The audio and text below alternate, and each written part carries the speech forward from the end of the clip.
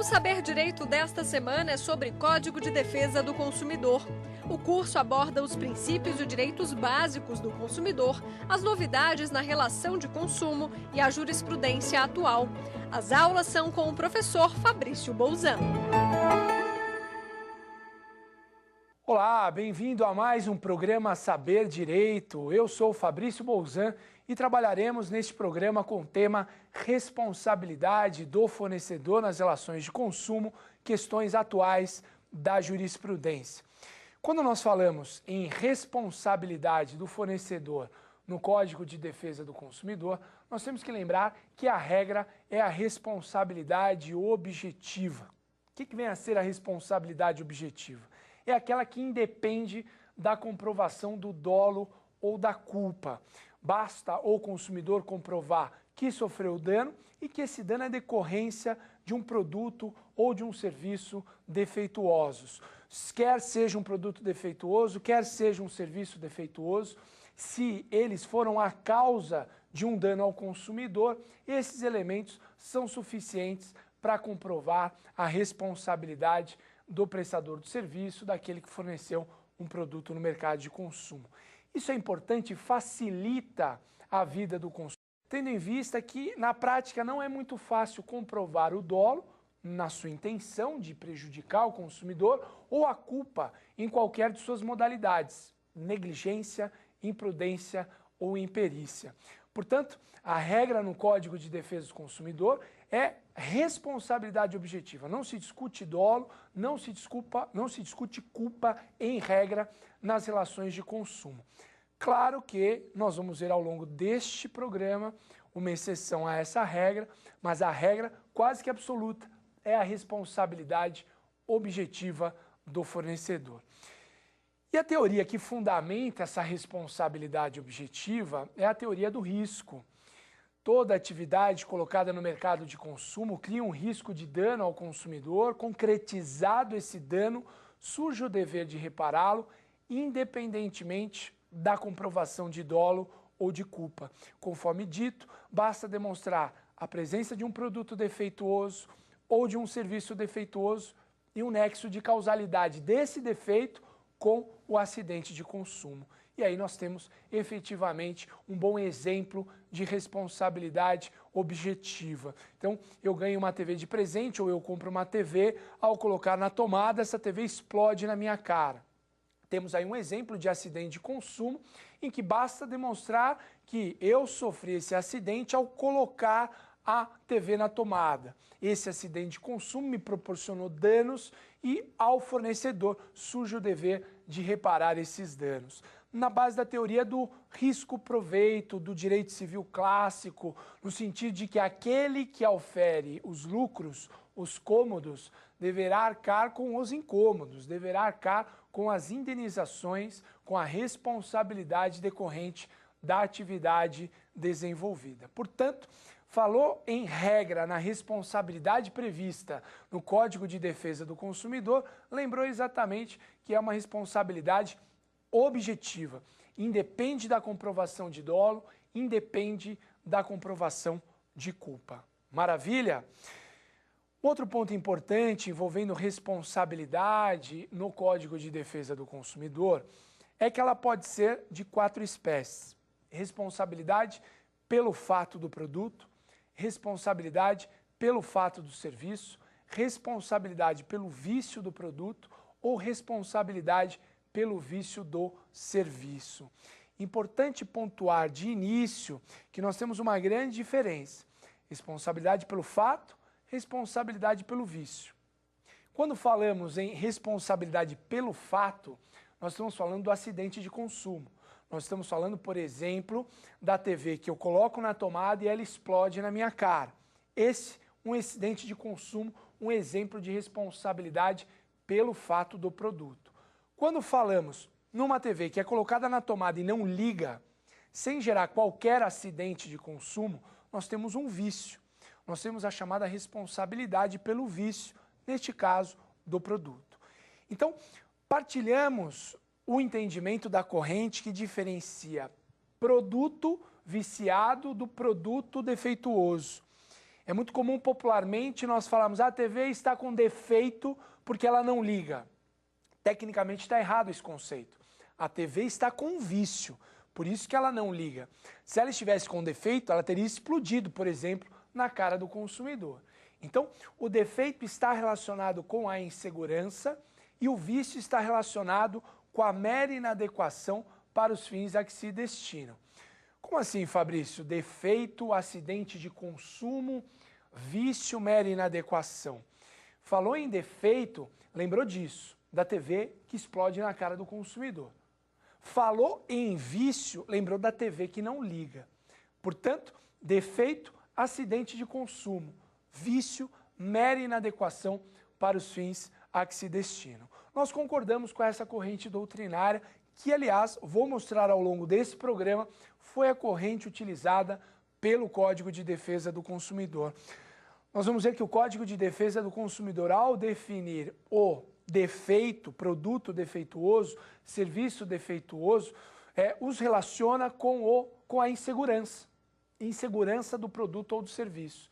Já quando fala de responsabilidade pelo vício, relaciona com a mera inadequação do produto ou do serviço para os fins a que se destinam. Isso ao longo do programa vai ficar muito claro para vocês à luz do Código de Defesa do Consumidor. Bom, sempre que nós falamos em responsabilidade pelo fato do produto, que é a primeira modalidade de responsabilidade que nós vamos trabalhar nesse programa, nós temos que lembrar do artigo 12 do Código de Defesa do Consumidor. Artigo 12 do Código de Defesa do Consumidor, que deixa muito claro que o fabricante, o produtor, o construtor, nacional ou estrangeiro e o importador respondem independentemente da existência de culpa, olha a responsabilidade objetiva aqui, pela reparação dos danos causados aos consumidores por defeitos decorrentes do projeto, fabricação, construção, montagem, fórmulas, manipulação, apresentação ou acondicionamento de seus produtos, bem como por informações insuficientes ou inadequadas sobre sua utilização e riscos. Percebam que o Código de Defesa do Consumidor, no artigo 12, ele trabalha com a figura do acidente de consumo.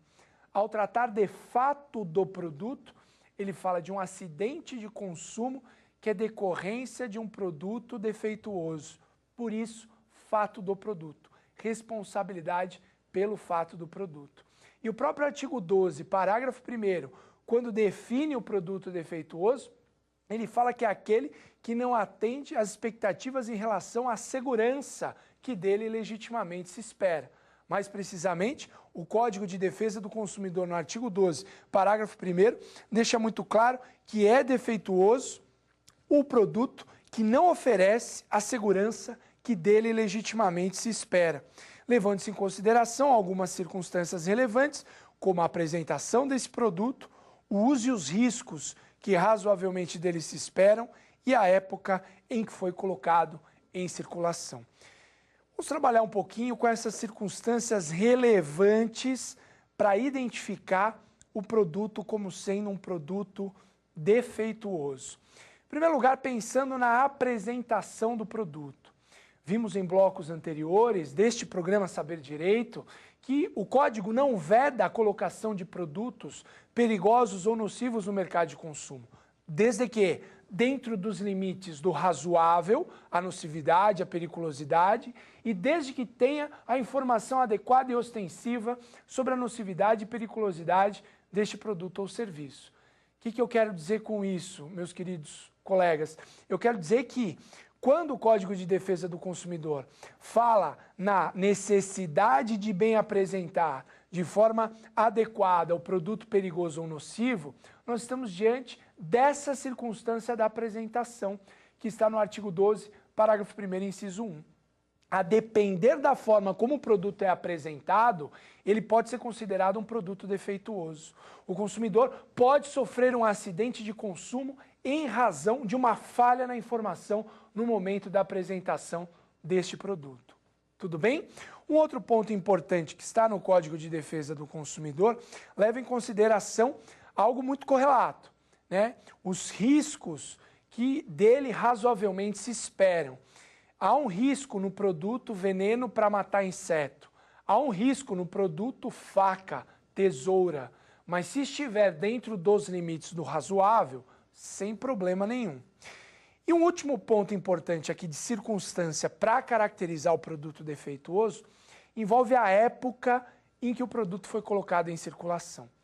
E aqui tem polêmica, porque tem a teoria do risco do desenvolvimento. Muitos fornecedores alegam em sua defesa, como tentativa de invocar causa excludente de responsabilidade, a teoria do risco do desenvolvimento, do tipo, quando eu coloquei o produto no mercado de consumo, eu não sabia dos problemas, dos riscos que ele era capaz de causar.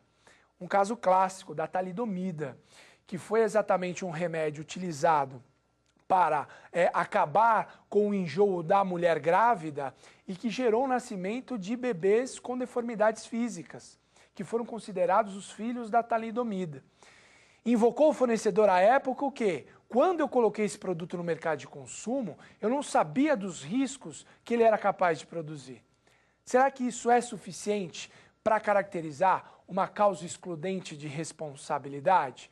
Prevaleceu que não.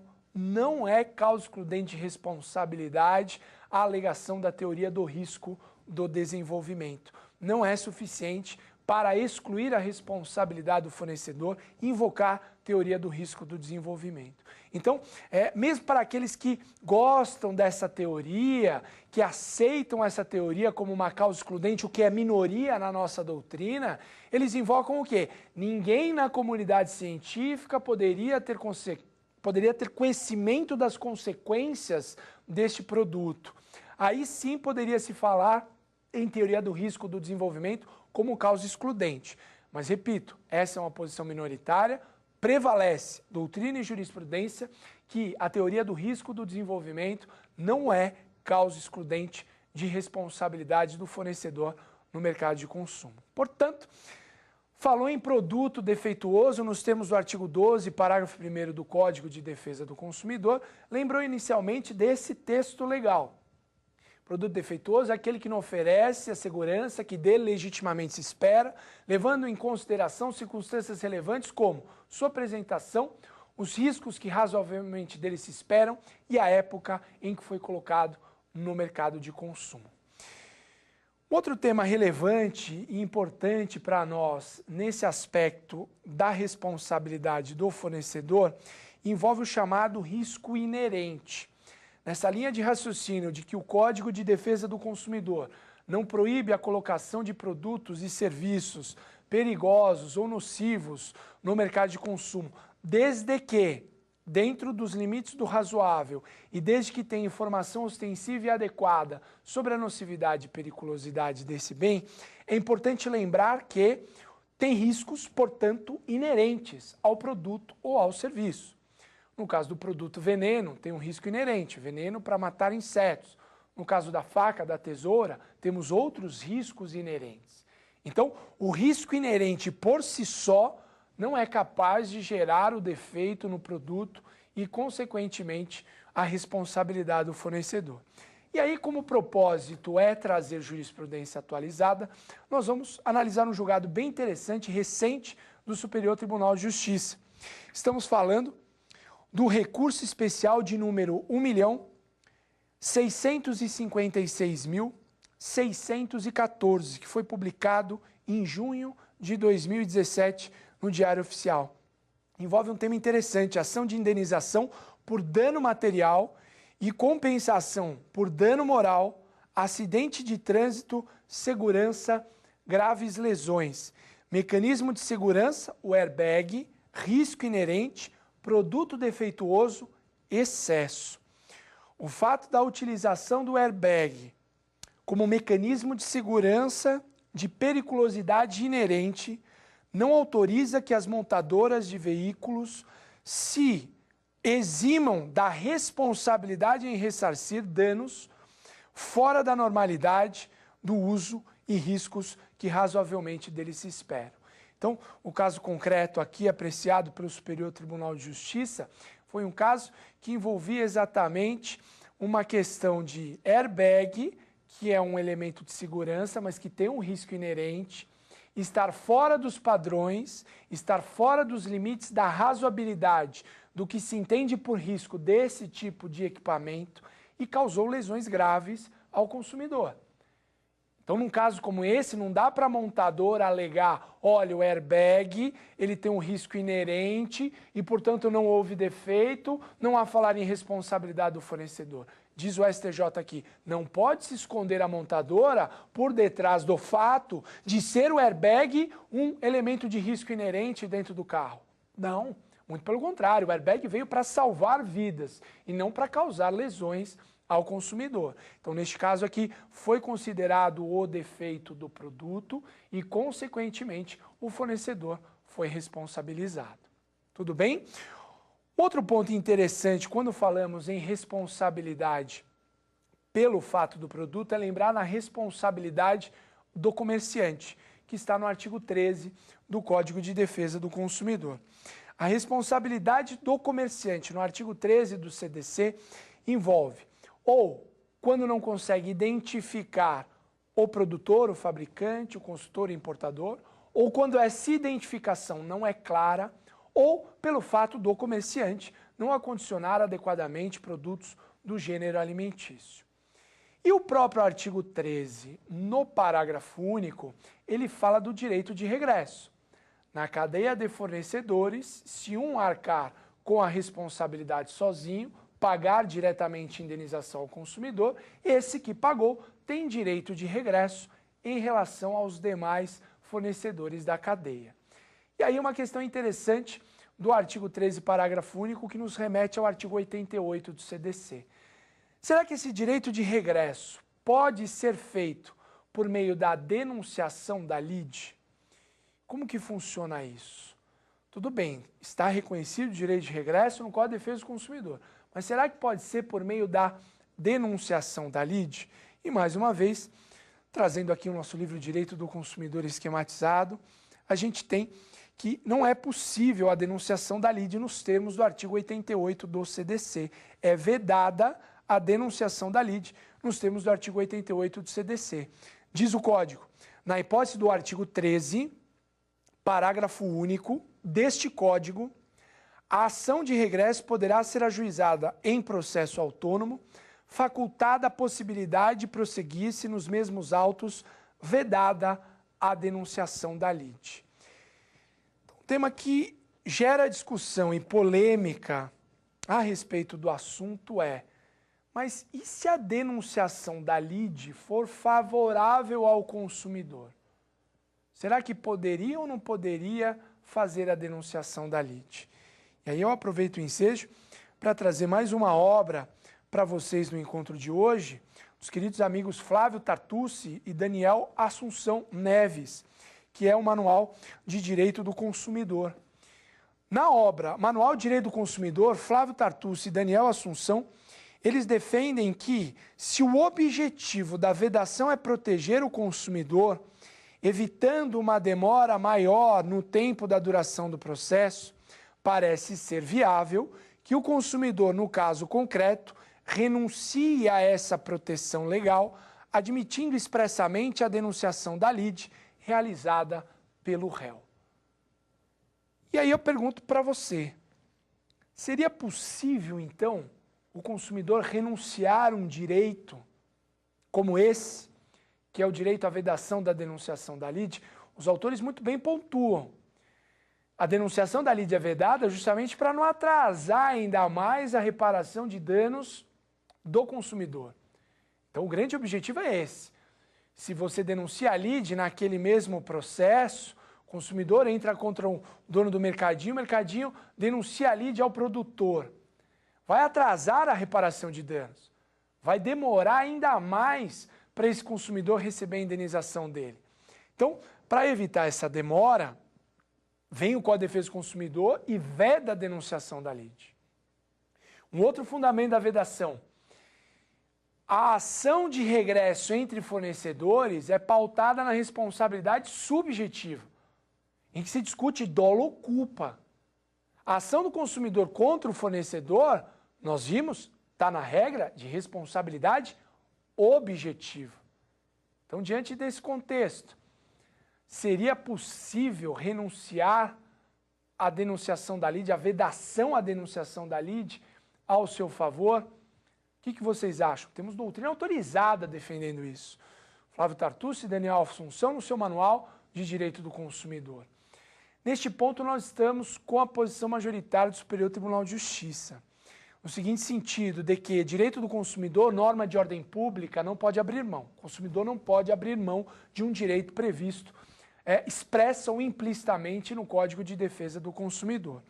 E num outro ponto, jurisprudência consolidada do STJ, inclusive posição recente do Superior Tribunal de Justiça, no agravo regimental, agravo em recurso especial 694.980, de março de 2017, agravo regimental, no agravo em recurso especial 694.980, Superior Tribunal de Justiça assentou o entendimento de que é incabível a denunciação da lide nas ações indenizatórias decorrentes da relação de consumo, seja no caso de responsabilidade pelo fato do produto, seja no caso de responsabilidade pelo fato do serviço.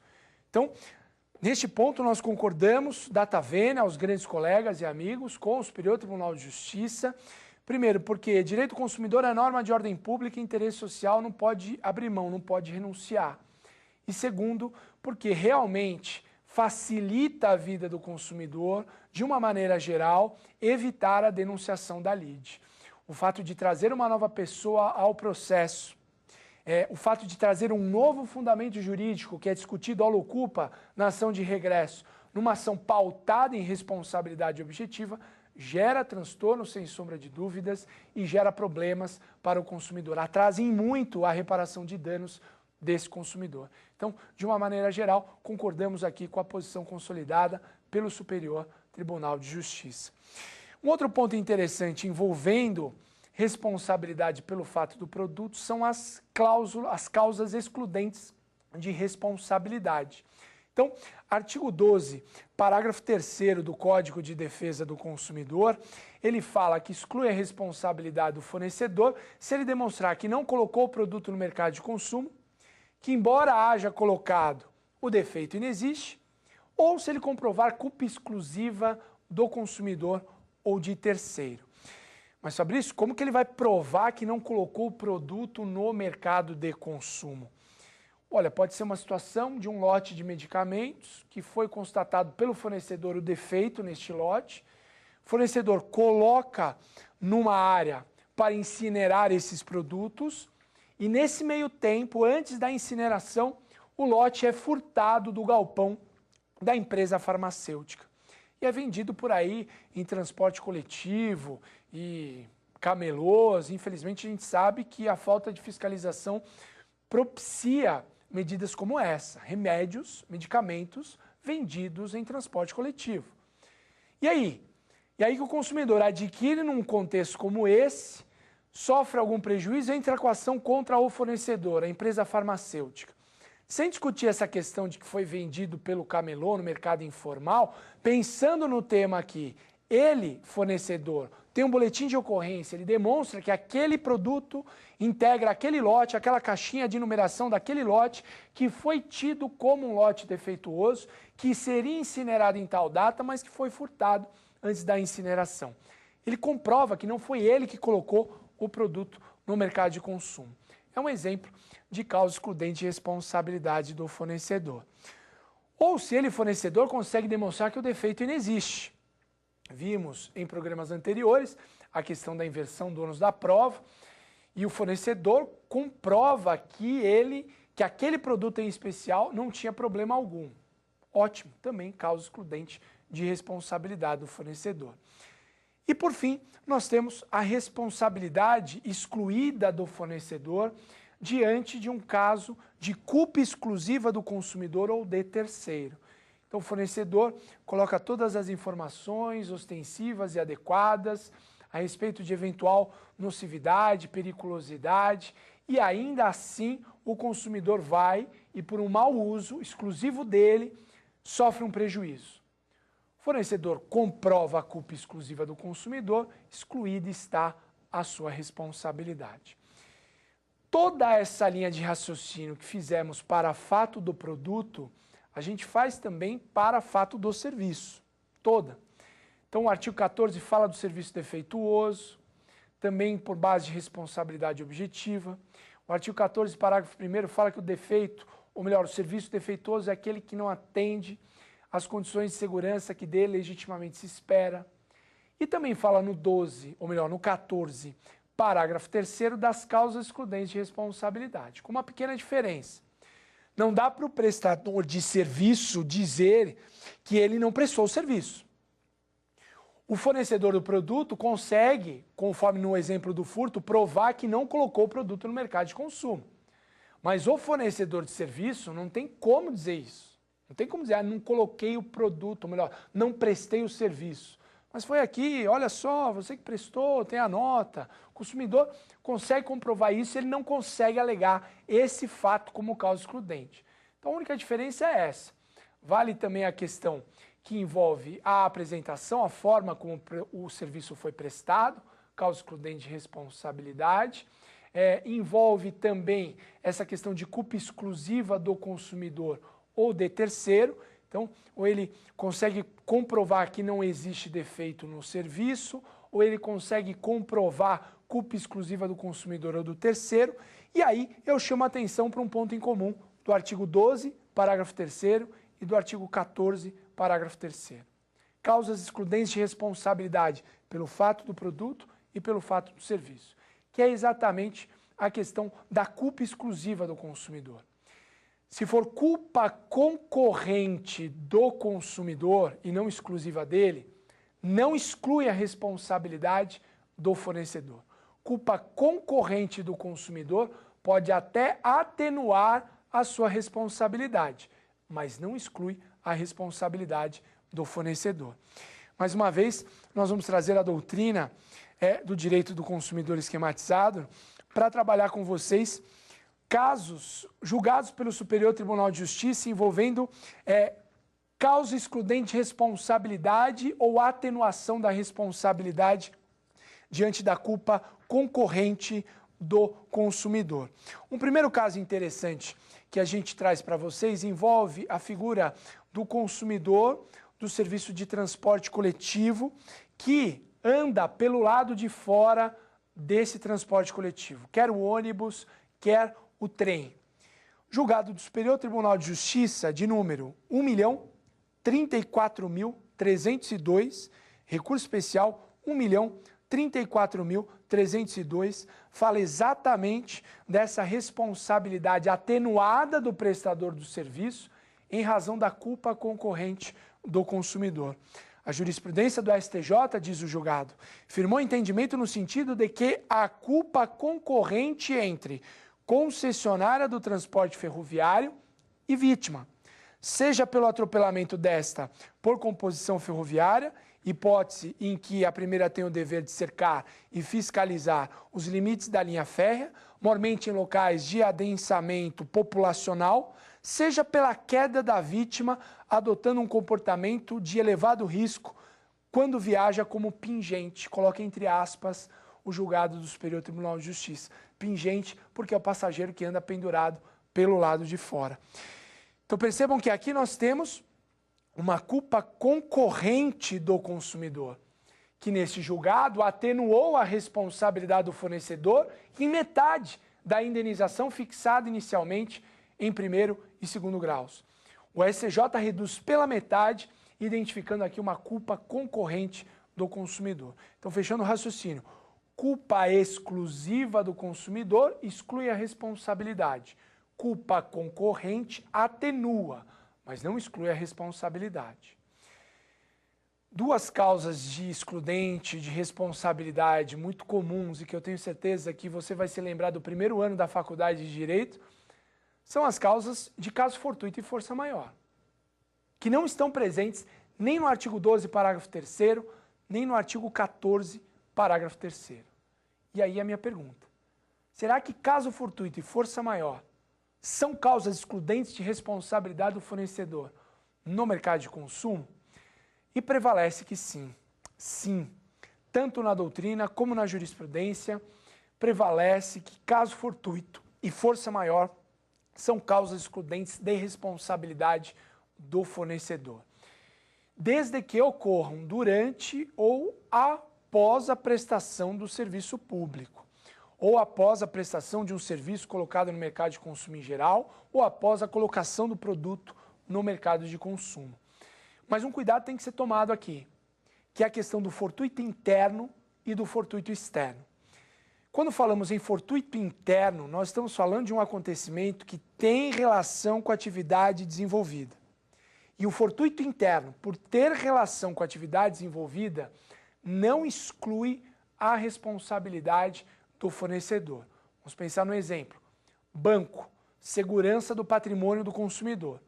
Não dá para o banco alegar, caso o fortuito fosse maior, o assalto à mão armada ao seu interior. Não dá. Por quê? Porque a segurança é inerente à atividade bancária. Por isso, fortuito interno, não há a falar em causa excludente de responsabilidade. O que exclui a responsabilidade é, portanto, o fortuito externo, que é aquele que não tem conexão com a atividade desenvolvida. É, por exemplo, o assalto num posto de gasolina. Esse tipo de segurança não é atividade inerente ao serviço de posto de gasolina. Portanto, fortuito externo que exclui a responsabilidade do fornecedor. Aliás, o próprio Superior Tribunal de Justiça, ele já se posicionou a respeito desse tema, por exemplo, na súmula 479, quando fala da responsabilidade objetiva da instituição financeira por fraudes, por atuações de desviar dinheiro do consumidor, da conta do consumidor, mais precisamente, súmula 479 do STJ, que diz: as instituições financeiras respondem objetivamente pelos danos gerados por fortuito interno relativo a fraudes e delitos praticados por terceiros no âmbito de operações bancárias. Então, responsabilidade objetiva, fortuito interno, não dá para alegar fraude no sistema bancário e não querer indenizar o consumidor. Tem sim a obrigação de indenizar o consumidor. E essa questão de assalto, quando falamos do banco e falamos do posto de gasolina, é muito interessante, porque o próprio Superior Tribunal de Justiça, ele faz esse paralelo. Quando fala do furto, do roubo no banco, não dá para alegar como causa excludente de responsabilidade. Agora, se a mesma situação ocorre dentro de um posto de gasolina, sem sombra de dúvidas, daria para alegar causa excludente de responsabilidade, porque não é a atividade principal do posto de gasolina. Portanto, com isso, falamos o que tinha de principal envolvendo o fato do produto e fato do serviço. Lembrando da exceção à regra. Se a regra até agora estudada foi de responsabilidade objetiva, nós temos que lembrar de uma exceção a essa regra que está no artigo 14, parágrafo 4º do Código de Defesa do Consumidor. Quando fala da responsabilidade pessoal do profissional liberal, diz que vai ser uma responsabilidade subjetiva. Diz que vai ser uma responsabilidade pautada na ideia de culpa. Portanto, falou na questão do médico, falou na questão do advogado, falou na questão do dentista, o profissional liberal em geral responde pessoalmente, desde que comprovado o dolo ou a culpa. Responsabilidade subjetiva, que é a exceção à regra no âmbito do Código de Defesa do Consumidor. E aí, quais seriam os fundamentos dessa responsabilidade subjetiva só para o profissional liberal?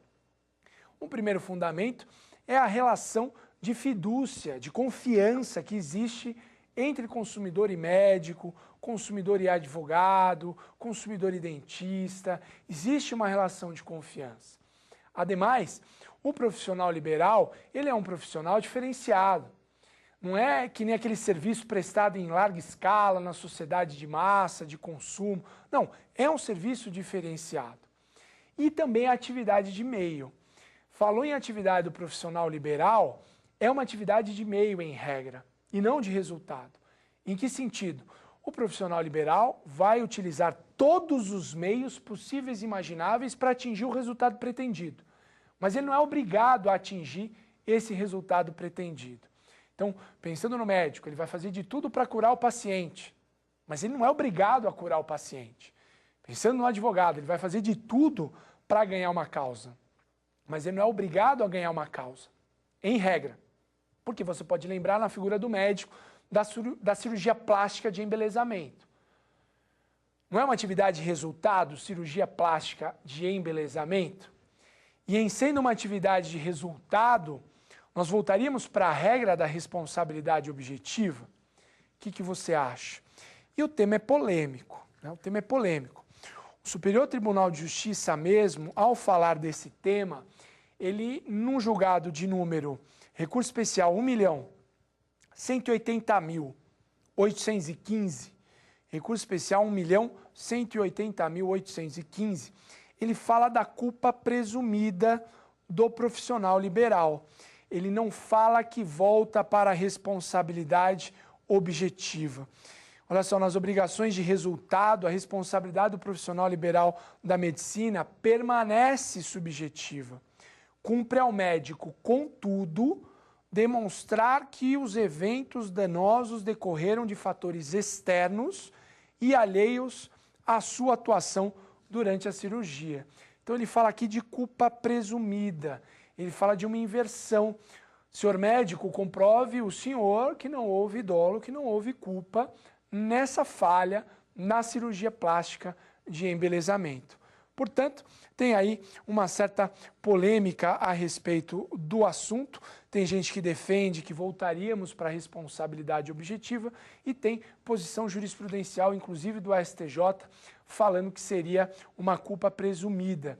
Ainda se discute culpa, mas a culpa é presumida do médico, cabendo a ele comprovar o contrário. Cabendo a ele, profissional da medicina, comprovar que não houve dolo, que não houve culpa na cirurgia plástica de embelezamento, na falha efetivamente causada ao consumidor na cirurgia plástica de embelezamento.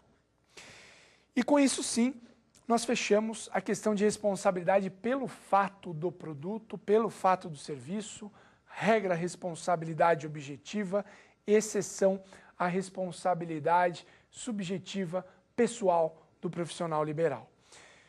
Outro ponto importante, temos mais duas responsabilidades no Código de Defesa do Consumidor. Tem a responsabilidade pelo vício do produto e a responsabilidade pelo vício do serviço. O artigo 18 do Código de Defesa do Consumidor fala da responsabilidade pelo vício do serviço, ou melhor, do produto. Responsabilidade pelo vício do produto no 18, vício de qualidade, e no 19, vício de quantidade. O artigo 20 fala da responsabilidade pelo vício do serviço nas relações de consumo. Então, diante de um produto que não atende às expectativas que dele legitimamente se espera, comprou uma TV para ligar a TV, não para ficar lá de enfeite, como se fosse uma moldura, como se fosse um quadro. Então, se a TV não atende às expectativas, as finalidades que dela legitimamente se espera, nós temos o quê? Um vício nesse produto.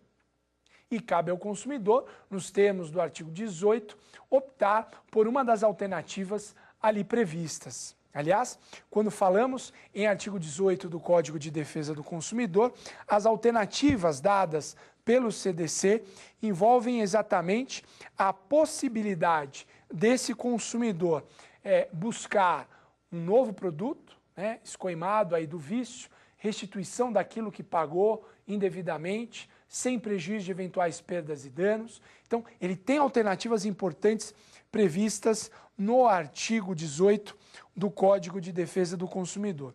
18, parágrafo 1º, que diz: não sendo o vício sanado no prazo máximo de 30 dias, pode o consumidor exigir alternadamente a sua escolha. Número 1, a substituição do produto por outro de mesma espécie, em perfeitas condições de uso. Número 2, a restituição imediata da quantia paga, monetariamente atualizada, sem prejuízo de eventuais perdas e danos. E número 3, abatimento proporcional no preço. Então percebam, alternativas dadas ao consumidor que apareceram após um direito do fornecedor tentar resolver o problema em 30 dias. Então, o código diz, se o problema não for sanado no prazo de 30 dias, aí vem as alternativas ao consumidor. Então, prevalece essa interpretação. Primeiro, nós temos um direito do fornecedor tentar resolver o problema em 30 dias. E esse prazo de 30 dias pode ser convencionado pelas partes, consumidor e fornecedor, nunca menos de 7, nunca mais de 180 dias, ok? Então, pode ser convencionado um prazo diferente. Resolveu no prazo legal de 30 dias ou no prazo convencionado entre as partes, ótimo, não temos mais problema. Se não resolveu, aí vem as alternativas. Substituição, restituição da quantia paga, porque o consumidor realmente não é obrigado a ficar numa situação que não foi culpa dele, uma situação que o fornecedor proporcionou de vício no produto, então não é obrigado a permanecer com o mesmo produto, a não ser que ele queira o abatimento proporcional no preço, que é a terceira opção dada pelo artigo 18 do Código de Defesa do Consumidor. O artigo 19 do Código de Defesa do Consumidor fala do vício de quantidade. Então, falou em vício de quantidade, lembrou do artigo 19 do CDC, que diz o seguinte: os fornecedores respondem solidariamente pelos vícios de quantidade do produto, sempre que, respeitadas as variações decorrentes de sua natureza, seu conteúdo líquido for inferior às indicações constantes do recipiente, da embalagem, rotulagem ou mensagem publicitária. Portanto, enquanto o 18 fala do vício de qualidade, o artigo 19 fala do vício de quantidade. E o artigo 20, para fechar essa questão, fala da responsabilidade pelo vício do serviço. Artigo 20 do CDC.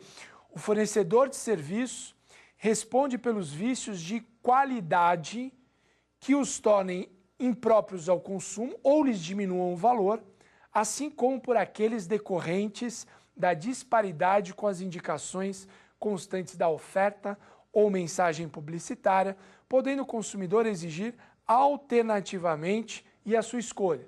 Alternativas dadas ao consumidor: execução do serviço, sem custo adicional e quando cabível, a restituição imediata da quantia paga monetariamente atualizada, sem prejuízo de eventuais perdas e danos, abatimento proporcional no preço. Tema interessante envolvendo a responsabilidade pelo fato do serviço é a primeira alternativa dada ao consumidor, de reexecução do serviço. Será que o consumidor está obrigado a reexecutar o serviço com o mesmo prestador? Prestador de um serviço que acabou com o carro dele. Será que ele é obrigado a levar de novo naquela oficina, se ele não confia mais naquele fornecedor? O Código de Defesa do Consumidor também pensou nisso. Então, o próprio artigo 20, ele fala que a reexecução do serviço pode ser feita em outro prestador por conta e risco do primeiro fornecedor. Então, o consumidor não é obrigado a manter a reexecução do serviço no mesmo local. Não, de forma nenhuma. Ele pode fazer em outro local, com outro prestador, a conta e risco do prestador inicial. Tudo bem? Maravilha? Então, nesse panorama, nós vimos responsabilidade pelo fato do produto, pelo fato do serviço, artigos 12 e 14, respectivamente, produtos e serviços defeituosos que geram acidente de consumo, artigos 18, 19 e 20, falando da responsabilidade pelo vício de qualidade do produto, vício de quantidade do produto, e o artigo 20, finalizando com o vício de qualidade e quantidade do serviço. O artigo 20 fala tanto de um como de outro no tocante aos serviços colocados no mercado de consumo. Tudo bem? E para buscar a reparação desses danos, vimos a responsabilidade, vimos que o fornecedor tem o dever de reparar esses danos. E como é que funciona na prática? Quanto tempo eu tenho para reclamar os vícios? Quanto tempo eu tenho para reclamar a pretensão de reparação de danos numa eventual ação de indenização? Quando nós falamos em vícios, nós temos que lembrar dos prazos do artigo 26 do Código de Defesa do Consumidor. Para reclamar dos vícios, nós temos 30 dias produtos e serviços não duráveis, 90 dias o prazo para reclamar de vícios em produtos e serviços duráveis. 30 dias, produtos e serviços não duráveis, 90 dias, produtos e serviços duráveis. Um dos pontos que abordamos no nosso primeiro programa, Saber Direito, nós falamos do critério da vida útil do bem. Se o vício for oculto, o próprio artigo 26 fala que você começa a contar esses prazos da data em que o problema se tornar evidenciado. Só que, em se tratando de produto usado, critério da vida útil do bem. Inspirado o critério da vida útil do bem, eu lembro que o exemplo que eu dei foi de um Mustang 1965, não dá para hoje reclamar vício oculto. Não dá para hoje querer invocar um destes prazos, no caso, o prazo de 90 dias, que é um bem durável, do Código de Defesa do Consumidor, querendo começar a partir de agora a contagem. Não, já expirou há muito tempo a vida útil desse bem. Então, o critério da vida útil do bem é importante para impedir uma garantia eterna do fornecedor. Se hoje pudéssemos invocar, no caso do Mustang 65, o vício oculto, olha quanto tempo que o fornecedor teria que garantir a qualidade desse bem. Muito além da vida útil desse bem. Portanto, critério da vida útil do bem, também importante de lembrar aqui neste bloco, justamente por causa do artigo 26, destes prazos de 30 ou 90 dias. Outro ponto importante envolve o prazo prescricional. Quando nós falamos em prazo prescricional, nós falamos exatamente de uma situação que envolve o prazo para a pretensão da ação de reparação de danos por fato do produto ou por fato do serviço. E é o artigo 27 do Código de Defesa do Consumidor que fala exatamente desse tema.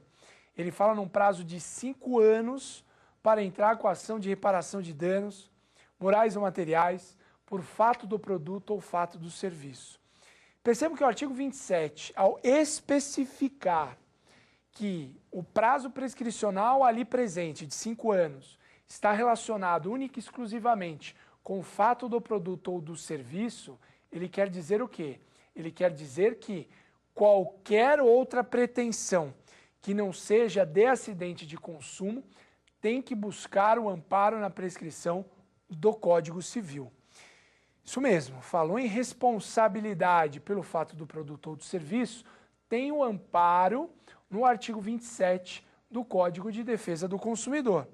Por outro lado, se falar num outro tipo de reparação de danos que não envolva a responsabilidade pelo fato do produto ou do serviço, tem que buscar a reparação de danos nos termos do Código Civil.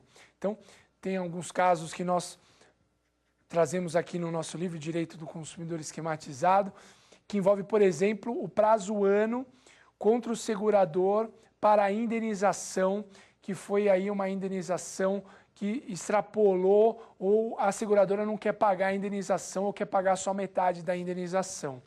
E a gente traz até um julgado de 2016 que fala da questão do plano de saúde. Uma questão interessante para discutir cláusula de reajuste em plano de saúde, que está muito na moda aí essa questão de abusividade no reajuste de cláusulas de plano de saúde. E o recurso especial de número 1.360.969, recurso especial 1.360.969, o STJ deixa muito claro que, na vigência dos contratos de plano ou seguro de assistência à saúde, a pretensão condenatória decorrente da declaração de nulidade de cláusula de reajuste nele prevista prescreve em 20 anos, se a ação ocorreu na época do Código Civil de 16, ou 3 anos, nos termos do artigo 206, parágrafo 3º, inciso 1 do Código Civil de 2002. Então, percebam que esse julgado aqui do Superior Tribunal de Justiça e o julgado que eu falei de ser de 1 ano, o prazo contra a seguradora que não quis pagar a indenização, como, por exemplo, está presente aqui nesse recurso especial 574.900 574.947, recurso especial 574.947, nós temos dois exemplos de situações que envolvem relação de consumo. Vimos súmula de 2018, STJ falando pela aplicação do CDC aos contratos de plano de saúde, salvo se envolver a administração de autogestão.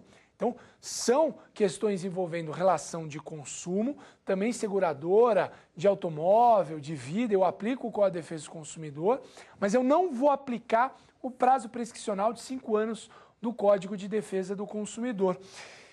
E por que a gente não aplica aqui o prazo prescricional de 5 anos do Código de Defesa do Consumidor, se nós estamos diante de relações de consumo?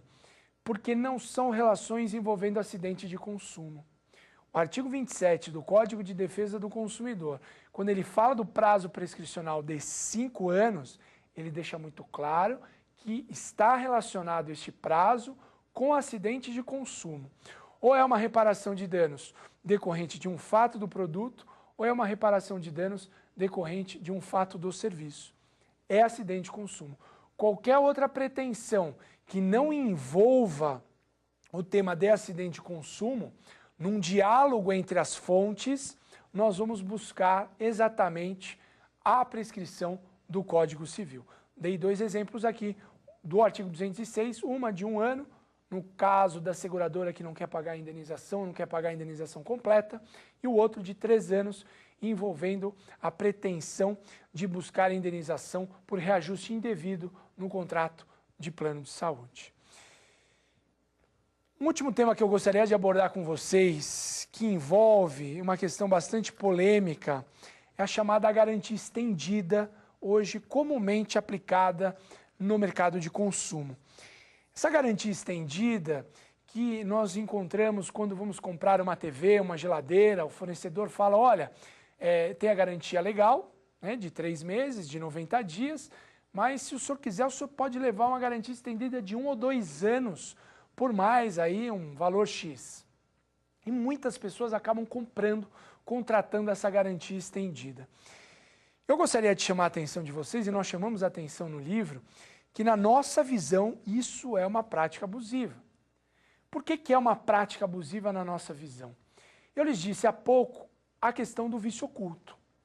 Quando estamos diante de um vício oculto, nós temos o direito de invocar aqueles prazos de 30 ou 90 dias a partir do momento em que o problema se tornar evidenciado. Fiz o cuidado e a ressalva envolvendo um produto usado, critério da vida útil do bem. Mas, no geral, não tem problema nenhum. Produto novo, vício oculto, mesmo passados os 90 dias, se deu problema na TV e é um problema de vício oculto, começa a correr o prazo para reclamar o vício do momento em que o problema se tornar evidenciado. É o 26, parágrafo 3º do Código de Defesa do Consumidor. Vamos raciocinar comigo em cima dessa informação prevista no CDC. Vocês já repararam que a garantia estendida nunca é mais de 1 ou 2 anos? Por que nunca é mais de 1 ou 2 anos? Porque está dentro da vida útil do bem. Se está dentro da vida útil do bem, eu pergunto, o consumidor precisa pagar por ter direito a uma assistência gratuita? É evidente que não. O Código de Defesa do Consumidor ele já garante ao consumidor o direito de invocar esse vício oculto quando o problema surgir. Então, mesmo que passou os 90 dias, pensando numa TV que é bem durável, vamos supor que depois de 1 ano a TV começou a dar problema, o consumidor tem direito de invocar o vício oculto. Ele não precisa pagar por isso. Isso já é um direito previsto no Código de Defesa do Consumidor. Por isso, a gente defende no livro que a garantia estendida é uma prática abusiva e nós defendemos aqui, publicamente, ainda que de maneira minoritária, que essa prática tem que ser banida das relações de consumo. Contamos aí com o apoio das entidades de defesa do consumidor, contamos com a ajuda do Ministério Público para despertar a atenção do nosso Poder Judiciário e evitar que práticas abusivas como essas sejam praticadas contra os vulneráveis consumidores. Trabalhamos neste programa com a responsabilidade pelo fato do produto e as consequências decorrentes do acidente de consumo fruto de um produto defeituoso. Foi o exemplo singelo da TV que, ao ser colocada na tomada, explodiu no rosto do consumidor. Na sequência, trabalhamos com o fato do serviço e a responsabilidade do fornecedor em razão de um serviço defeituoso. Então, é exatamente o serviço que gera um acidente de consumo em relação ao vulnerável consumidor. Depois, vimos a responsabilidade pelo vício de qualidade, produtos inadequados, impróprios ao consumo, vício de quantidade também do produto e vício do serviço. Enquanto responsabilidade pelo fato gera acidente de consumo, responsabilidade pelo vício, mera inadequação dos produtos ou serviços para os fins a que se destinam. Abordamos também a questão dos prazos decadenciais do artigo 26, 30 dias produtos e serviços não duráveis, 90 dias produtos e serviços duráveis. E fechamos o tema falando do prazo prescricional do artigo 27, de 5 anos, que envolve a ação de reparação de danos por fato do produto ou do serviço. Lembrando tudo isso, à luz da jurisprudência do Superior Tribunal de Justiça, que temos que ter exatamente questões de acidente de consumo. Tudo que fugir de acidente de consumo busca a prescrição no Código Civil. Da nossa parte foi um prazer. Até a próxima.